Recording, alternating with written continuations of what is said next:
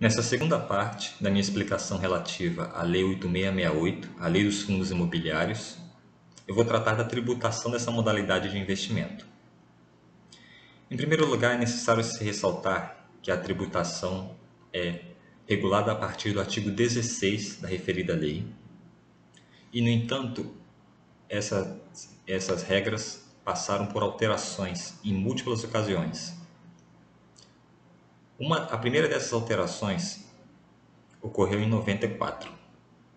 No artigo 16, é previsto que rendimentos e ganhos de capital auferidos pelo Fundo de Investimento Imobiliário são isentos de imposto sobre operações financeiras e imposto de renda. No entanto, o artigo 10 da Lei 8894, de 94, revogou tacitamente a isenção do imposto sobre operações financeiras, remanescendo apenas a isenção sobre imposto de renda. O artigo 16A, caput, da lei, os FIIs, estabelece que os rendimentos e ganhos líquidos auferidos pelos FIIs em aplicações de renda fixa ou renda variável sujeitos ao imposto de renda retido na fonte.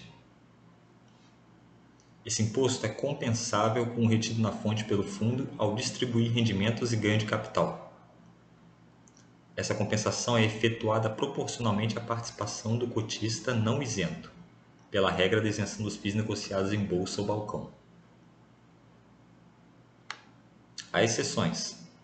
Se as aplicações forem em ativos como letras hipotecárias, certificados de recebíveis imobiliários ou letras de crédito imobiliário, ou rendimentos de FIIs negociados exclusivamente em bolsa ou balcão. Nesses casos, não há imposto de renda nem na fonte nem na declaração de ajuste anual. Essa alteração foi incluída pela Lei 11.196 de 2005. As inúmeras inconsistências que ocorrem na legislação são causadas por sobreposição de regras ao longo de cerca de 20 anos. De maneira resumida, você pode entender que não há mais imposto sobre operações financeiras, por conta de uma revogação tácita. E que quando o fundo de investimento imobiliário aplica em renda fixa e variável, obtendo rendimentos e ganhos líquidos tais como juros, dividendos, JCP e ganho de capital, ele paga o imposto de renda retido na fonte, a alíquota de 20%. Esse imposto de renda retido na fonte é compensável com o que ele paga ao distribuir rendimentos e ganhos de capital pela Lei 12.024. No primeiro momento, a referência parece ser rendimentos e ganhos de capital obtidos em operações típicas, tais como aluguéis e negociação no secundário, pois elas não são aplicações em renda fixa ou variável. Se você entender o contrário, haveria uma contradição, pois é necessário que o imposto de renda retido na fonte se refira a operações distintas, pois você não pode compensar o imposto em operações iguais. Caso cotistas compraram FIIs não negociáveis em bolsa ou balcão, eles têm direito à compensação proporcional.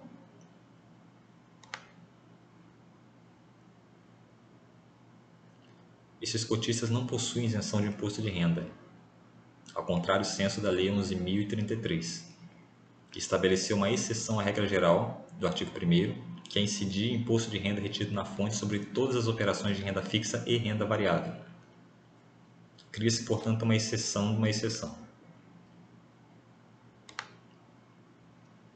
Basicamente, você tem o imposto de renda retido na fonte de aplicação de renda fixa e variável, diminuído de um imposto de renda retido na fonte de rendimentos e ganhos de capital, sobrando um valor não compensado, considerado exclusivo de fonte, quando relativo à pessoa física isenta pela regra do FII negociado em bolsa ou balcão. É necessário se observar que para a alienação ou resgate de cotas de fundo imobiliário, havendo ganho de capital, incide imposto de renda. Caso houver resgate, é imposto de renda retido na fonte. Se é um dos demais casos de ganho de capital ou ganhos líquidos em operações de renda variável, aplica-se a regra destes. Essa redação é confusa, pois só existe uma segunda opção, que é a alienação de cotas.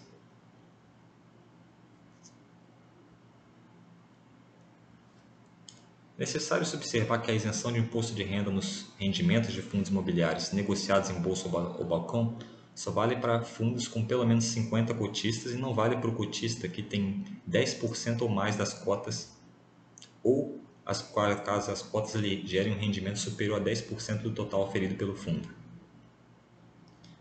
Essa regra novamente não faz sentido, pois as cotas são remuneradas de forma igual, não havendo cotas ordinárias ou preferenciais, como ocorre, por exemplo, com as ações de empresas.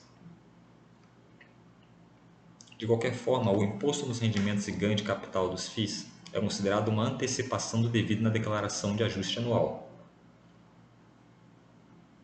se o beneficiário for pessoa jurídica tributada em lucro real, presumido ou arbitrado. Nos demais casos, ele é uma tributação exclusiva, não compondo a base de cálculo do imposto de renda à pessoa física na declaração de ajuste anual, portanto não admitindo restituição.